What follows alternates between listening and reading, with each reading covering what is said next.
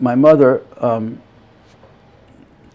she would clip the articles because the Yiddish newspapers would present, would publish an advertisement of this big event taking place, and these are the people participating. My name would always be in it, and my mother would clip that. And then when the event took place, it would be reviewed in all the Yiddish newspapers.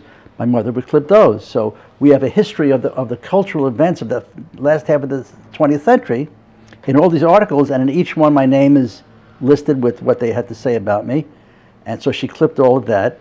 But she soon realized, as I mentioned to you earlier, that she was going to make a scrapbook, but she realized that this massive avalanche covered her, and she was no way she was going to make a scrapbook. So she just wound up, after all the years, of 3 large suitcases packed with newspapers of all these events and stuff, including 2 plastic bags. It wound up in 3 suitcases and 2 plastic bags.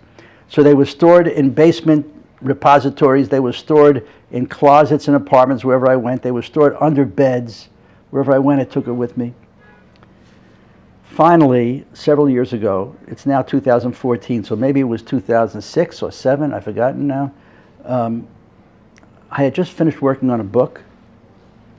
I'm a psychologist, psychoanalyst, by the way, and I just finished working on a book, I've forgotten which one, and I decided, it was June, I decided summertime now, I'm going to do this scrapbook archive kind of thing. I wasn't sure it's going to be an archive.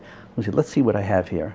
And I took all 3 suitcases out on a large, long dining room table, and I spread all of the stuff out, 3 suitcases and 2 plastic bags, and it was stacked all over the table. I thought, oh my God, how am I going to do this?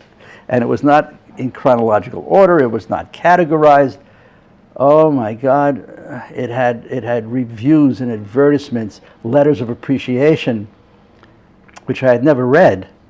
All the letters of appreciation, maybe this much, maybe more, came in. My mother would say to me, Henry, read this letter. Look what they said about you here. I'm too busy. I want to play ball with my friends. So I like to play ball with my friends in the street growing up, so we'd go play ball. I had never read a single letter of appreciation, not one. But when I did this, I started to find all the letters of appreciation, stacked them in one pile.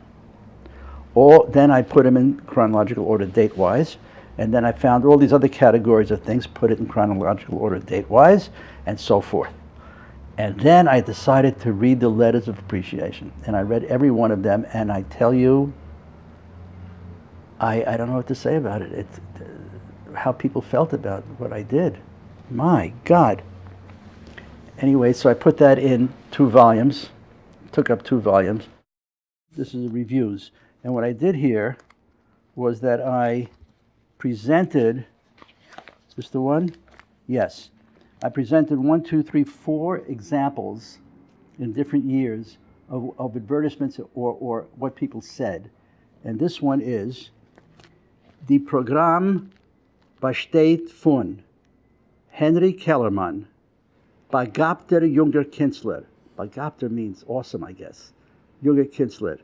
Oisteicher, interpreter, von einem Yiddischen Lied, from the Yiddish, Lied means poem actually, und wunderlicher Illustrator, and wonderful illustrator, von einem Yiddischen Wort, of the Yiddish word, language. Wird vortreten, sei in Yiddish and sei in English. So I gave you a few things that people said, and that's essentially what the letter said. Henry, you don't realize what you've done to us and how you've affected us, and I mean, the letters keep coming from all over the place, and from all organizations. It doesn't, they were stacked like this. I had them in 2 volumes. And so you did Yiddish and English? I did mostly, I did 99.9% in Yiddish, and sometimes someone would say, Henry, say something in English. They wanted to make sure I can speak English. So I would do something in English.